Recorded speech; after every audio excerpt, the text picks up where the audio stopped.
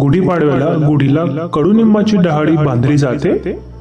तुम्ही म्हणाल ती तर आपली जुनी परंपरा आहे, किंवा घराला वाईट नजर लागू नये म्हणून निंबाची डहाळी बांधतात. पण थांबा थांबा, 90% लोकांना यामागचं खरं आणि वैज्ञानिक कारण माहीतच नाहीये. नमस्कार मित्रांनो, आज मी तुम्हाला गुढीवर बांधल्या जाणाऱ्या साध्याशा कडुलिंबामागे एक लपलेले गूढ रहस्य सांगणार आहे, ज्याचा थेट संबंध आपल्या प्राचीन आयुर्वेदाशी आणि एका मोठ्या पौराणिक घटनेशी सुद्धा आहे.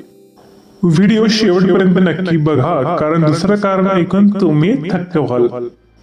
सर्वात आधी पाहूया पहिलं रहस्य. बऱ्याच लोकांना वाटतं की कडुलिंब फक्त आयुष्यातील कडू प्रसंगाची आठवण करून म्हणून खाल्ला जातो, पण हे अर्धसत्य आहे. गुढीपाडवा हा चैत्र महिन्यात येतो, म्हणजेच इथून पुढे कडक उन्हाळा सुरू होतो आणि वातावरणात अचानक बदल होतात. अशा वेळी हवेत अनेक आजारांचे बॅक्टेरिया पसरतात. कडुलिंब हा जगातील सर्वात भारी नॅचरल एअर प्युरिफायर म्हणून ओळखला जातो. जेव्हा आपण गुढीला दारात उंचावर कडुलिंब बांधतो, तेव्हा त्यातून वाहणारी शुद्ध हवा होऊन ती घरात येते आणि आजारांपासून आपले रक्षण करते. पण थांबा, खरी मिस्ट्री तर आता सुरू होते.